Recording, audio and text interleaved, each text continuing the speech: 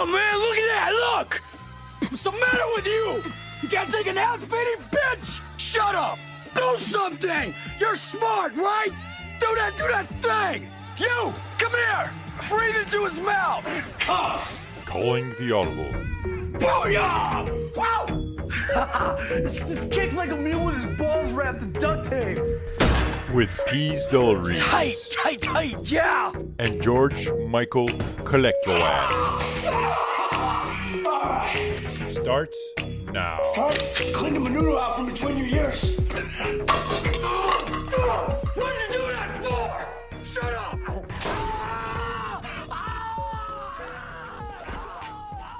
Welcome everyone, you are listening to and perhaps watching Calling the Audible. I am joined in studio with GM Collect Your Ass, or George Michael Collect Your Ass, as per our new introduction.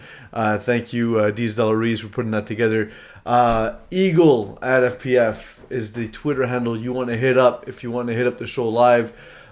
Eagle will be twisting your knobs, listening to your inner thoughts, and trying to fill you up over the internet. I am Pease Delaries. You can follow me at PeaseFPF if you haven't done so already. We are at the Coast to Coast Studios at our new home at www.theunclemikeshow.com. If you're watching us live, you know that already. If you're not watching us live, time to start. Because GM always looks so wonderful. Thank you. And your voice really does not it. match your face. I realized that recently. In a good or a bad way. I thought you'd sound more masculine and husky, like a young James Bond. It's really odd. I get that a lot, actually. All right, cool. There's just a disproportion between the looks and what comes out. We will inject testosterone right into your neck, but that's for a Div 9 podcast. That will be on the script. For now, however, we do have a slate of games I do want to cover. Solid. I always cover you guys when you lose because I like seeing you squirm. But I will give you some credit when you win a game. You guys beat the Bengals 46-13. In reality, I'm doing this because I'm giving myself credit. Because I said this would be a linchpin game for Solid. I said it was a game that they would win. And that it would sort of kickstart the season. Sort of get you guys rolling. You guys win it. That being said, it was done without Jamil Springer in the game. Which was honestly a big boost for Solid.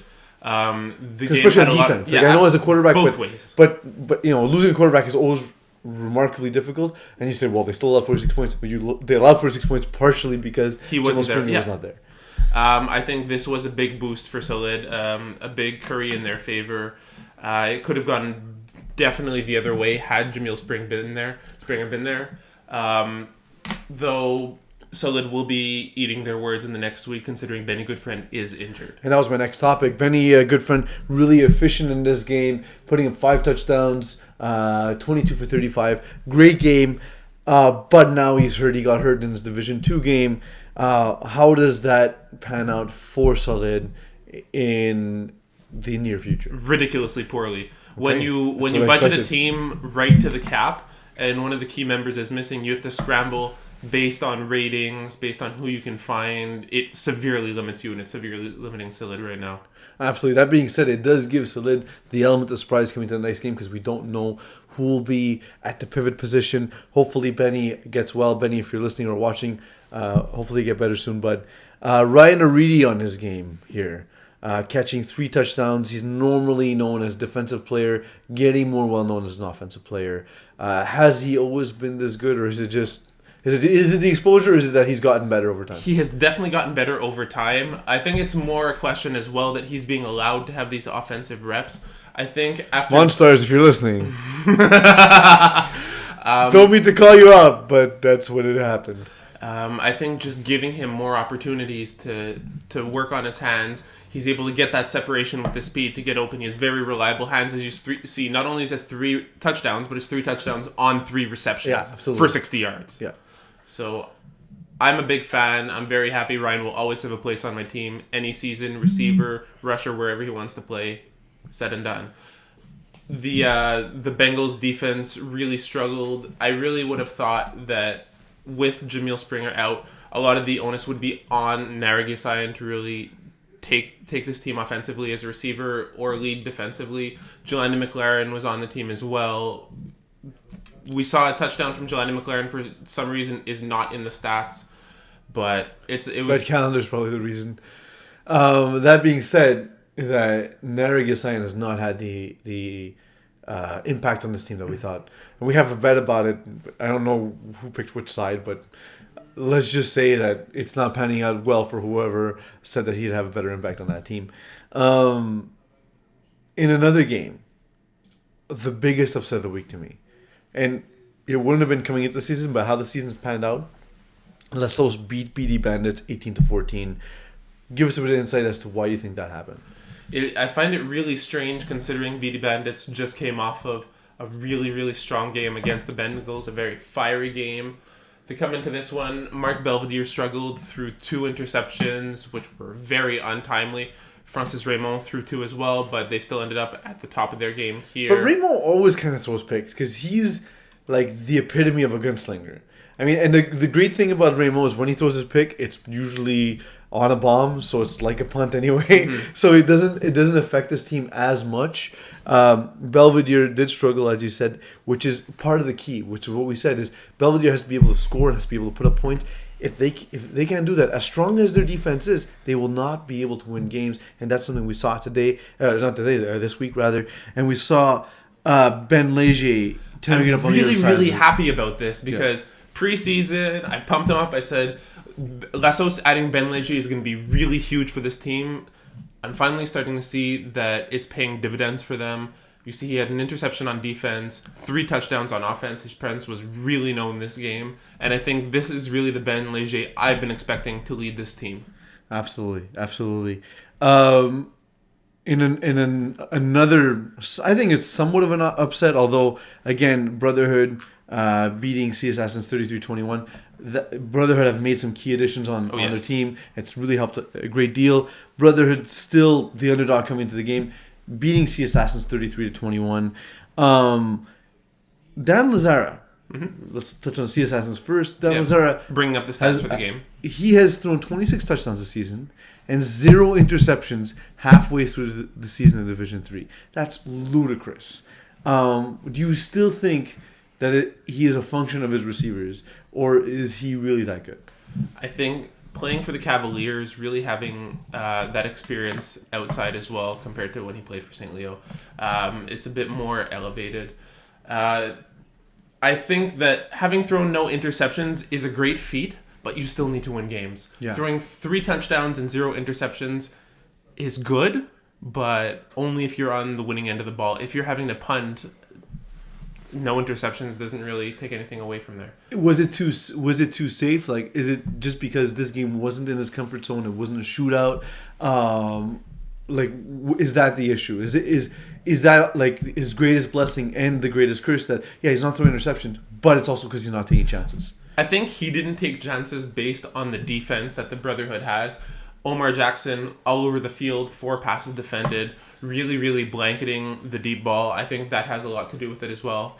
Janicetino also tends to march the ball up the field. He has the receivers to do it as well. Moy McDonald, Jamal Gittins, Shaq Finn. This team isn't a shadow of what it formerly was. It's even stronger than whenever we think of the Brotherhood. These key additions from the McGill team, Devin Stewart, Moy McDonald, just to name a few. And one I wanted to bring up, Kwesi Gordon-Mall added. He's a player that for some reason FPF players and media members don't necessarily know a lot about. He's a running back at Vanier, Kwesi Gordon-Mall. Track runner as well. He, according to Huddle.com, runs a 4.440. So he's insanely fast. He cuts on a dime. He got 4 sacks in this game. Huge impact from Dan Lazara, who's more athletic than people give him credit for, and he gets rid of the ball so quick and reads the defense so quick. So kudos to him. That's one of the pickups I want to look at. Janicetino finally looking comfortable. Do you think it's adding the McGill players as well, or do you think he's just now the exposure with Omar Jackson and Jamal Gittins as well? I think it's more the familiarity with this team now.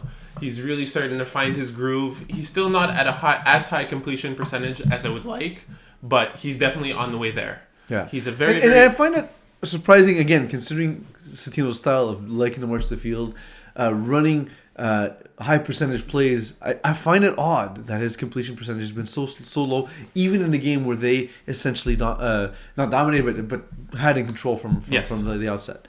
Another game that was not in control was one between Moose and OTF, one I was part of, and one that there's no stats for you to go by. But Moose won it 34-26.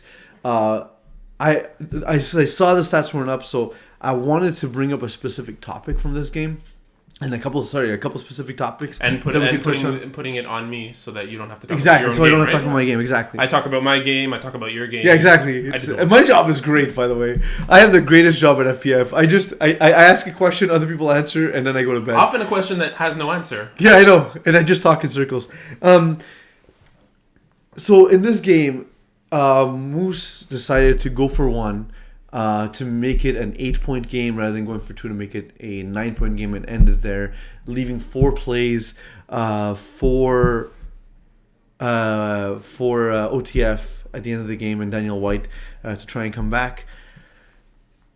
Now, there was some debate because essentially we're talking about the huddle, call timeout, decided to go for 1. For 1 instead of 2. We excel more at the 1-point conversion than the 2-point conversion. We don't have a very mobile quarterback in Fred Morissette. That's part of the reason. So, do you think that's the right decision? To go for 1 and leave 4 plays on the table rather than try and end it and then risking the other team being able to come down, score, and then go for 2 and win the game? What's your call on that? What's your take? Honestly, for this one, if you've listened to my podcast before, if you've read my articles, I'm a big proponent of the convert. You see a lot of higher division games decided by 1 to finals have been decided by 3 points or less. So in that instance, going for 2 is absolutely paramount, in my opinion. However, if you know your own strengths and weaknesses and know that you're going to perform so poorly on a 2-point convert that you might as well not risk it, yes, then absolutely, I would say go for 1. You don't run the risk of going for 2 and being picked off and having that ran back, which happens more than you think. Especially considering we had Fred Morissette threw a pick 6 in the offensive red zone earlier in the game, so it definitely does happen. So I do agree with going for 2 and putting the game out of reach if you're comfortable enough to do that. If not, put the weight back on your defense, let the other team march up, force them to make a mistake. So, yes, I agree in going for 2 to put the game out of reach if you can do it. If you don't have any plays going for 2, if you're not successful going for 2, work more on it throughout games because it may come down to this in the long run. Eagles typing something in the meantime. Remember, they still need to score and then go for the convert. You're up by 7, forcing them to go for 2. Exactly. However, as we know and as we go higher and higher in the divisions, the stronger the teams are, the more accustomed they are to marching the field and getting those converts. Exactly. So your defense becomes a little bit less and less relevant. So when you have that opportunity to put the game away, if you can do it, do it. Fair. Bigger addition for Moose. Brian Nguyen or Angelo Garofalo? Angelo Garofalo. As much as I love Brian Nguyen, this is also the first season Moose has actually had a solid full-time rusher, and they're not doing rusher by committee. He's not rushing. He just rushed on the last play and got a PD to end the game. But exactly. Angelo Garofalo has actually been handling the bulk of the rushing. Mm-hmm. And I was about to say... We're still rushing by committee, but Angelo's had the bulk of it. Angelo is a more versatile player. He's filled in for Morissette when he's been away. He's a top-tier receiver, knows the game. You can basically take him and put him anywhere on the field and he'll excel. So for that reason, even though he was a mid-season pickup, I think he's been phenomenal for this team, and I was a big proponent of it when I heard it. Cool. OTF now lost 2 straight, had a controversial ending in their Week 3 game. Are they as good as their record in that they have a winning record into the halfway point? Or was that a product of their early season schedule? I don't think it's a product of their early season schedule. They have a lot of strong athletes. They're very familiar with FPF. They have a CIS caliber quarterback. Daniel White is actually on the roster for Concordia. I don't know if he's actually played any games, but he's on their roster. I don't know the tackle game as well as you do, so I defer to your knowledge at all times. Or you could just verify via their website. That's a lot of work. I It's gotta click on stuff and no. Work. I trust GM Calathris. What I would say is that I don't think that they're a product of their schedule. I think that with the core and the knowledge they have, they're very good. Like I said, I'd like Daniel White to complete a little bit more of his passes. Very much like Giannis Attino, who we were talking about before. Strong QB, to make it to the next step, he needs to be more consistent in order to close out these games, because there's games, the OTF game against Mongoose was very close, was decided they won, but it was within a point. This game was within a touchdown. They need to be more consistent. They're up by a lot. When they're winning, they win well, but when they struggle, it's a lot harder on them. Agreed. We're going to take a quick break. When we come back, we're going to look at all the divisions and look at what we think is the situation, what's a good division, what's a weak division, and what some of the hardest divisions to predict. Calling the Audible has been brought to you by the English Montreal School Board's DEAL program. Distance education for all learners will allow you to obtain your high school diploma or prerequisites for CEGEP or vocational studies from the comfort of your own home. It's never too late to go back to school. Learn anywhere at your own pace and get your diploma. Call 514-788-5937 for information or visit www.distanted.ca for more details.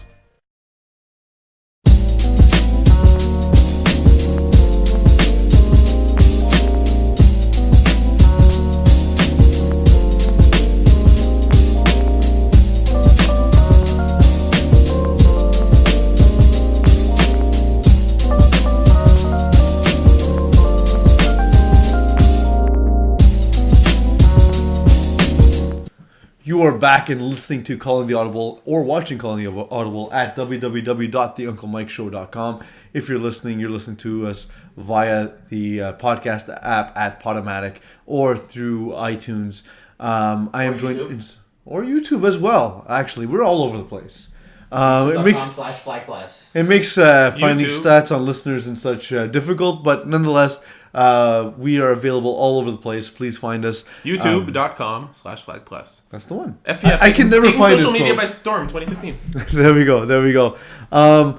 I am joined in the studio by GM Calethris, or as you heard in the intro, George Michael Collect Your Ass. So now the three people who really wondered what it stood for are underwhelmed. Yeah, absolutely. The producer, of course, is, as always, Eagle at Master Control. You can tweet us at EagleFPF. I heard that Ryan Aridi is going to be in an exam and therefore can't tweet, which is no excuse. Come on, dude. Finish the exam quickly. I am Peas Del Rees. You can find me at PeasFPF. I am almost completely done doing my breakdowns for Division 3. The midpoint every season. Ranking Moose higher than Solid is pretty big, buddy. Is obvious. You wish you played us. Oh, I do. Yeah, it'd be an easy game.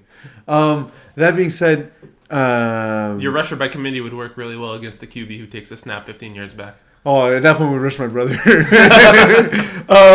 No, but in all honesty, I'm putting a lot of work into it. I do it every season. For those of you who have read my articles in the past, you know that I break down each of your teams. I predict your records from the future. That's a great idea for an article. Where did you get that idea I got from? that idea actually from my podcast, Compatriot Jim Calathris. One of the great things he's done to add to this league and perhaps should be on the resume for FPF Hall of Fame. I honestly, it's a lot of work. I hate doing it. If you get in for Hall of Fame using that idea, can I get credit for it? That sounds like someone I know.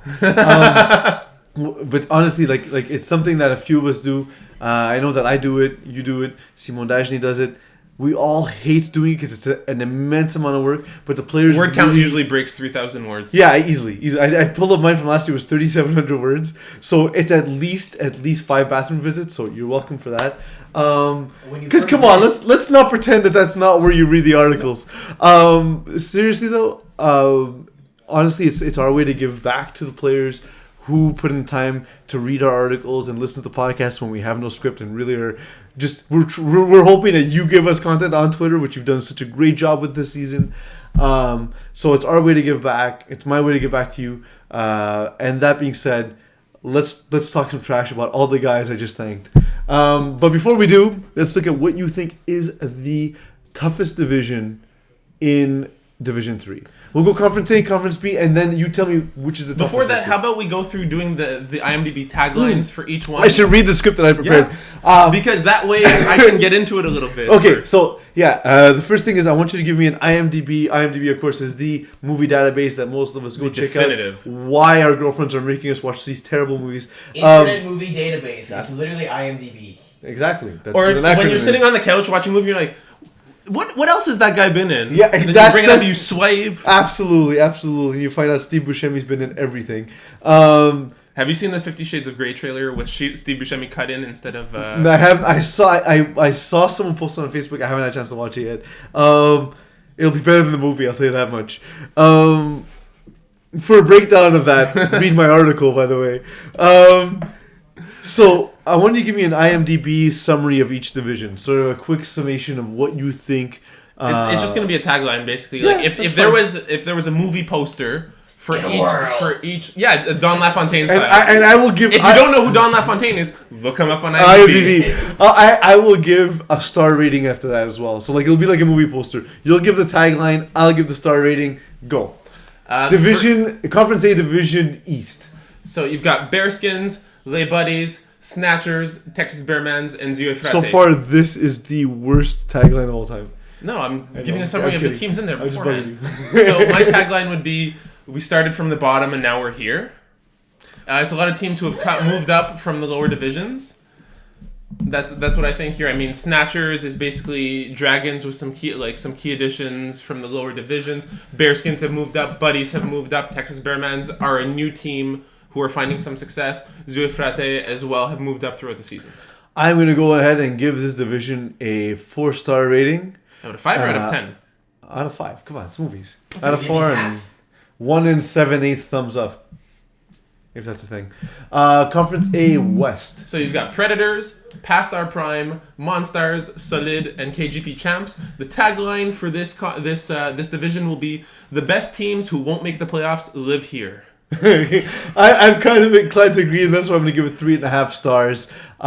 It's a competitive division, it's a fun division, but I'm inclined to agree some solid teams will get cut from the playoffs. Solid teams. Conference A Central. Who do we got in there? We have Wild Boys, OTF, BD Bandits, Brotherhood, and Janie 3D. If I did my prep, I would have told you that the tagline for this would have been whatever it would have been for the longest yard. They're all tackle teams. They're very aggressive, very rough, very physical. I didn't do my prep, so I don't have it. So I would say the longest yard. All right, Longest fair yard enough. division. I'm going to go ahead and give this division a 4-star rating just because of how deep it really is. Janie like it 3D deep. struggling, but other than But that, still a good team, and like, there's four teams in this division that are viable that can that I can see making the playoffs. Conference B East, we have Brocasian, Moose, Sea Assassins, Lassos, Les Udistes. Go. this is the division where the tagline would be, where even they don't know who's going to win every week. I'm inclined to agree, and for excitement purposes, I'll give it 5 stars because there are 2 teams that don't bother playing defense. We have 2 teams that play a lot of defense. It's going to be fun. That being said, this is just the defense not holding up this season, but in history anyway. I'm inclined to agree. I'm inclined to agree with your summary of that. Interesting. Eagle chirping in division of finalists. Every team who's been in the finals except Judist in a certain And you division. just have, what's his name, who was on Les Malouds, who also made the finals, no? In Div 5? Was it 5? Was it E? Div 5 was where Malud won, yes. Yes, exactly. Isn't he play for Exist? Who are we talking about? Awesome. Louis Philippe Paquet? Yes. So there's some level of finals experience, absolutely. All right. Conference B, we have Prestige Worldwide, Meta Mayhem, VPC, Still CRA, and Rude Boys. Experienced teams who you wouldn't expect to be struggling. not a very interesting tagline. No, it's not. I'm gonna give this, But it's division- not interesting to see good teams struggle. Absolutely, and this is a bomb at the box office, GM. I give it 2.5 stars because I had a lot of expectations for a lot of teams in this division. Prestige Worldwide, VPC letting me down. Men of Mayhem I thought would be a very interesting team, not playing up to the level of potential. Still Cray are a team I personally liked, not there yet perhaps. So that's why I give them that rating. We have Conference B Central, Mongoose, The Regiment, Los Luchadores, Les Bleus, Branlar, and Bengals. This is a conference here, Central, where I would say a lot of teams, their tagline would be, we rely on one or two players. All right, fair. And for that, I give it a 3-star rating. Who's the best division in your opinion? Right now, I would have to say, scrolling up, I like Conference B West. I like Conference A Central as well, who have been doing very strong, who are very, very strong. I'd like to put my own team in there, my own conference in there as well, Conference A West, but that's not the case because most of these teams won't make playoffs, unfortunately. Yeah, I'm inclined to agree with most of them. To be honest, all the divisions at this point still very competitive. That being said, Conference, can you scroll down, Eagle, and actually do your job? Conference B Central being probably the weakest of the bunch, the weakest performing. I can see it's a type of division where I can see the division leader getting into the playoffs and no other team from that division getting in. We've got some tweeting questions from Eagle. All right, Eagle says, "Who wins Best Picture at the Oscars?" Player profile or team? Team. Okay, because if it was player profile, even though he doesn't play in the division, it's Joe Duclair by a mile. Anyone who hasn't looked up his player photo yet, bring it up. All right, GM thinks the man is beautiful. I'm gonna say I'm gonna say you exist because the bright pink uniforms get me every time. And they're sitting cross-legged on the on the turf. I noticed that. Also, I like Lesos. They're all touching each other very awkwardly. Did you not question? Best Picture is an award for movies at the Oscars? We're just going with pictures. Yeah, we as analysts, we read half the sentence and formulate our own opinions based on that. Who's the worst division? I gave my opinion for worst division. For Conference B Central, who do you think it is? I think I would have to say Conference B Central as well. They have been struggling a lot. So if you can B Central. Yeah. There's a lot of conferences that are very top heavy with a little bit of struggling at the bottom, but this is the one where the bulk of the teams don't have winning records. Fair. What do you think is the hardest division to predict before we get into predictions ourselves? I would say if you scroll up, for me, it would be Conference A East. Conference A East, okay. Yeah, it's one of the strongest. You have Bearskins, who are thus undefeated. Buddies, who have a fantastic quarterback, very good defense. Snatchers as well, who could be great one week, horrible the next. Texas Bearmans, who are figuring out the division. And Zio Frate, who have the experience and should be able to do big things. I agree. I want to say personally Conference B East because as we said, it was a type of division. Conference Beast because that's the division where we don't know. The teams themselves don't know who will win on a given week. That's my opinion anyway. That being said, Eagle, if you can bring up this week's games, we'll go through a quick pick. GM, just sort of one sentence as to why you think who will win. I hate it when you do this. I will not. Well, just because we're running short on time. That's why. Why don't I just give one-word answers and you give me your opinion? I can't because I'm going to put in my article. So I want people to read my article. That's the device I use. So. Now that you know that, just quickly give me a reason as to why we have Rude Boys against Mongoose. Who wins and why? I'm going to go with Mongoose on this one. They had a big win over past our prime last without having scored an offensive touchdown. Or without having scored a passing touchdown, rather. Sorry. Passing touchdown. I think that'll be enough. Okay, Wild Boys Solid. Can't predict my own game. Back on you. I will pick that one. I will say Wild Boys win it because I don't know who's quarterback for Solid. Yeah! Sea Assassins, Texas Bearmans. I'm a big fan of what Texas Bearmans have been doing the past few weeks. That being said, they're going to be a much greener defense than I'd like against someone like Dan Lazara, who thrives on airing the ball out, who thrives on really building up the score and putting it into a shootout. I don't know if Sinagra can keep pace with that. Fair. Les Bleus Blancs versus still CRA, two struggling teams.